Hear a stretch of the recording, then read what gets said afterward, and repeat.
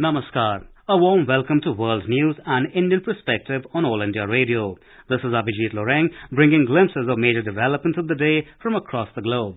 The headlines. India and US signed Defence Pact BECA at the third 2+2 ministerial dialogue in New Delhi. India urges BRICS countries to intensify their collective fight against terrorism.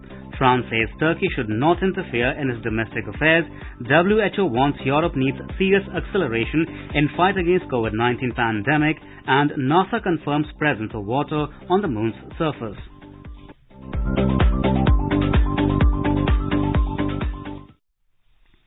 India and US today held the third bilateral 2+2 ministerial dialogue in New Delhi. The two sides inked the landmark Defence Pact BECA. The Basic Exchange and Cooperation Agreement will allow India to use global geospatial maps of the United States for accuracy of standoff weapons like cruise and ballistic missiles.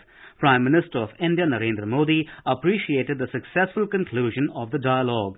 From the Indian side, Defence Minister Rajnath Singh and External Affairs Minister Dr. S. Jaishankar led the delegation. US Secretary of State Mike Pompeo and Secretary of Defence Mark Esper led the US delegation. India and US signed 5 agreements in total. In the press statement after the meeting, External Affairs Minister Dr. S. Jaishankar said discussions covered developments in India's neighbouring countries.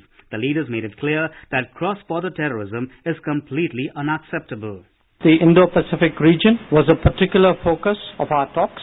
We reiterated the importance of peace, stability and prosperity for all countries in this region. A multipolar world must have a multipolar Asia as its basis. Discussions also covered developments in our neighboring countries.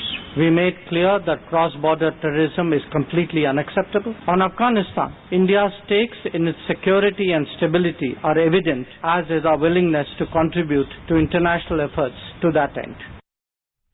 Defence Minister Rajnath Singh said both sides agreed that upholding the rules based on international order and respecting the rule of law and freedom of navigation in the international seas, upholding the territorial integrity and sovereignty of all states are essential. US Secretary of State Mike Pompeo said US will stand with India as the country confronts threats to its sovereignty and liberty. He added that US supports India's permanent membership of UNSC. Thanks to Prime Minister Modi and President Trump's leadership and our shared values, our ties are growing stronger day by day. This morning, we visited the National War Memorial to honor the brave men and women of the Indian Armed Forces who have sacrificed for the world's largest democracy, including 20 that were killed by the PLA forces in the Galwan Valley in June. The United States will stand with the people of India as they confront threats to their sovereignty and to their liberty. India today said that BRICS countries need to intensify their collective fight against terrorism, which poses the biggest threat to humankind.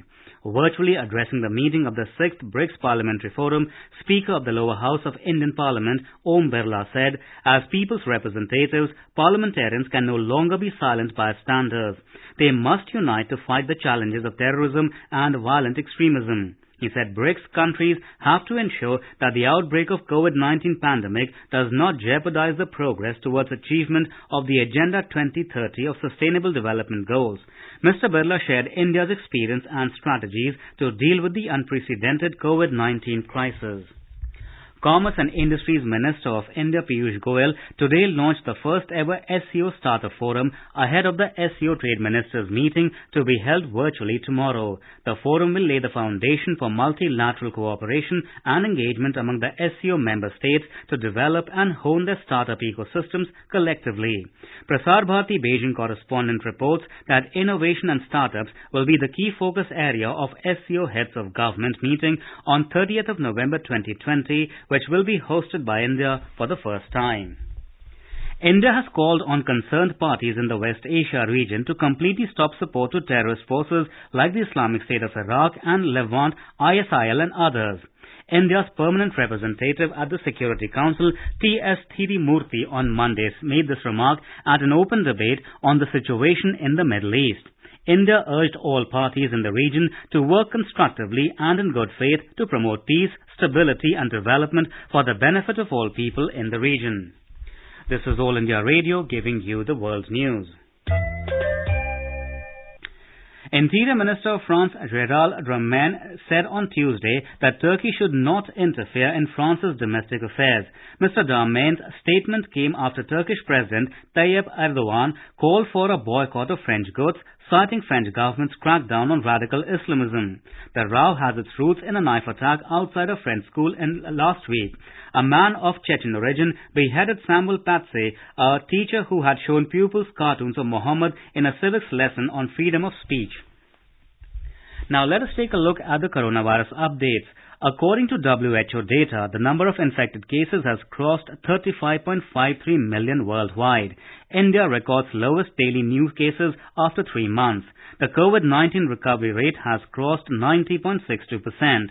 The total number of recoveries has gone up to over 7.2 million in the country.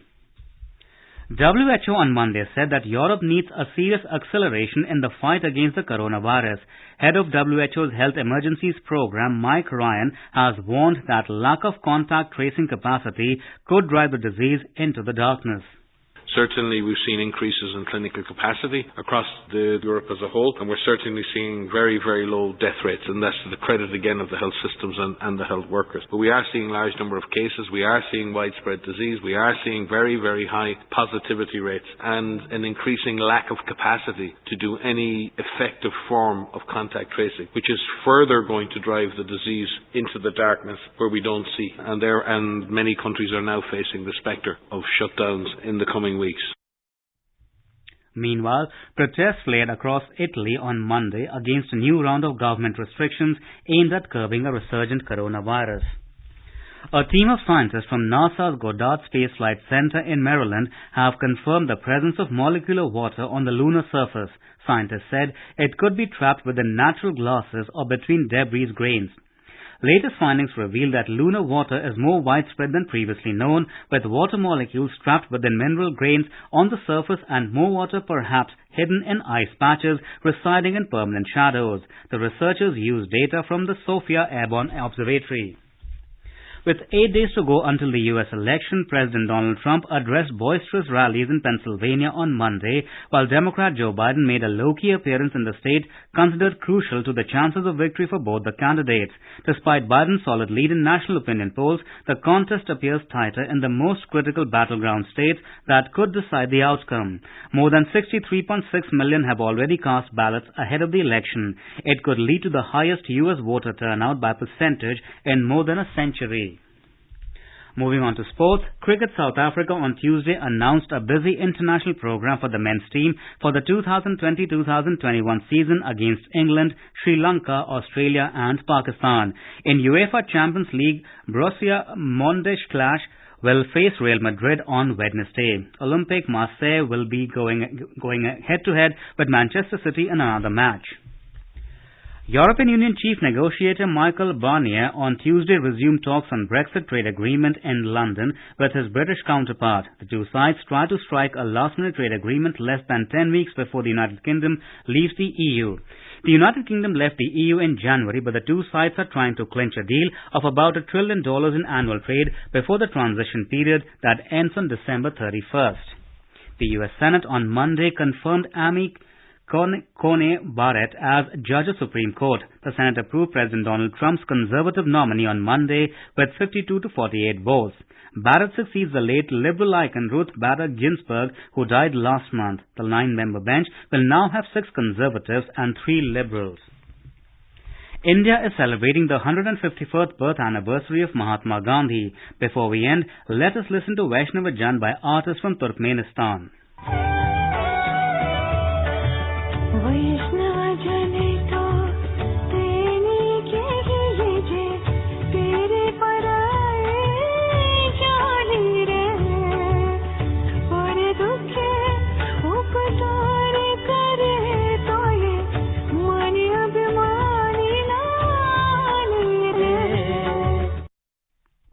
And with that, we end this bulletin. See you at the same time tomorrow with the next edition of the World News.